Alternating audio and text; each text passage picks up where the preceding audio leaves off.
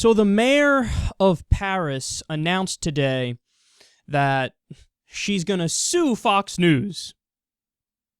This is such a great story.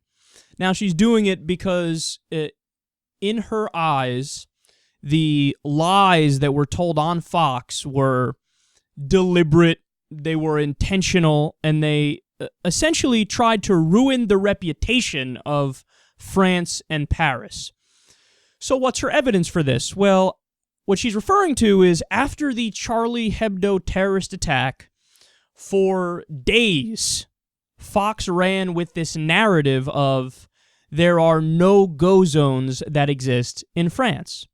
So in other words, what they said is there are zones where non-Muslims aren't allowed and where French law does not apply. It's bogus, but nonetheless, they ran with it. So look at this compilation that TYT put together. This is all different people on Fox bringing up these no-go zones. And look at how deeply and thoroughly they committed to this bogus argument. No-go zones. So there are no-go zones. No-go zones. No-go zones. No-go zone means The no-go zone. No-go zones. 750 no-go zones. The no-go zones. No-go zones. No-go zones. No-go zones. no-go zones. No-go zones. Will there be no-go zones here? Are they there now? No-go zones. We keep talking about the no-go zones in France here. Are these no-go zones? They live in the no-go zones. The no-go neighborhoods and no-go zone. No-go zones. No-go zones. No-go zones. The no-go zones.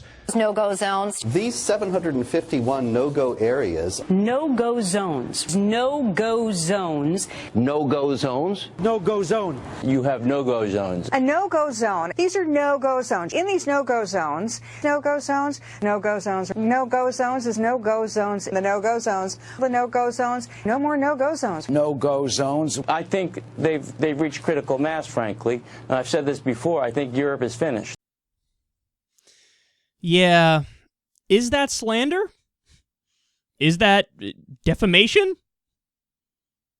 Maybe. You know, they go to court. Apparently, there's some analysts out there now talking about how, yeah, Fox News doesn't get it. You can basically get away with slander in the U.S. I mean, we have an anti-slander law, anti-libel laws, and stuff like that. But it's super hard to prove, and it's hard to prove on purpose. We kind of lean towards absolutism on the issue of free speech, which, by the way, I agree with. But in France, they view it a little bit differently. Maybe the bar is a little bit lower for proof of something like slander or defamation. So Fox is in trouble.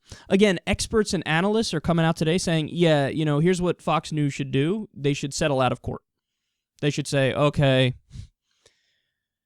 how much do you want? Sorry we lied about you in a malicious way for days. How much do you want? Hilarious. Look, here's why I like this.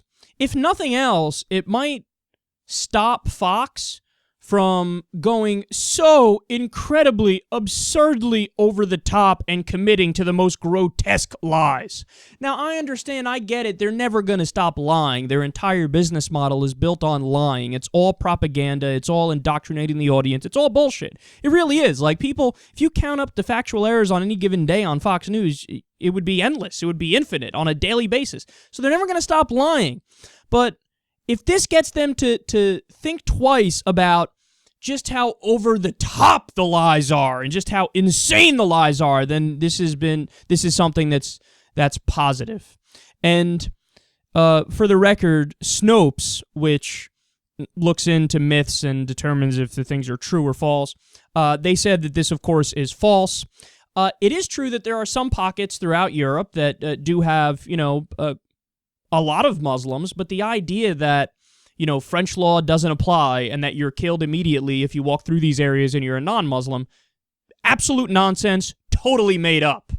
And also, let me note, one of the things that's so amazing to me is that, like, okay, I think it's a fair point to be concerned about very conservative cultures that may pop up. So, for example, is it true that there are some Muslims in Europe, in some places, that are fundamentalists? Of course, because in any religious population, you're going to have a certain percentage of people that are fundamentalists. In the U.S., we have anywhere from 25 to 40% of the population are evangelical Christians, and they're essentially fundamentalist. So are some Muslims in Europe fundamentalists? Absolutely. And is it fair to be concerned that there's somewhat of a clash of civilizations? Absolutely. And should you stand up and argue for free speech and, gay rights and certain things that those communities might not accept? Absolutely, right? But the problem with Fox News is that they're wildly inconsistent and they're one-sided and they overstate the problem. So what they'll do is they'll only focus on Muslims, and they'll act like all the Muslims are fundamentalists when that's, of course, not true. And then what they'll do is they'll totally ignore the other problem, which is far-right extremists, neo-fascists that we've seen in Germany, that we've seen throughout Europe, the rise of the far right. But what they do is they fearmonger about Muslims and act like all of them are fundamentalists, and they act like all the right-wingers are good people. When no, there are fundamentalist Muslims and there are far-right extremists, and I would say both of them are people I disagree with and I want to argue against. But the conservatives on Fox, they'll align themselves with neo-fascists because they just hate Muslims that much. And, it was Brian Kilmeade who, we covered a story where he basically said when he was told that there's this racist, xenophobic element of the far right in Europe, he basically said, who cares? He says, so what? I'd rather align myself with those crazy people than Muslim fundamentalist crazy people. Well, that shows you their mindset. Either way, they're on the side of extremism.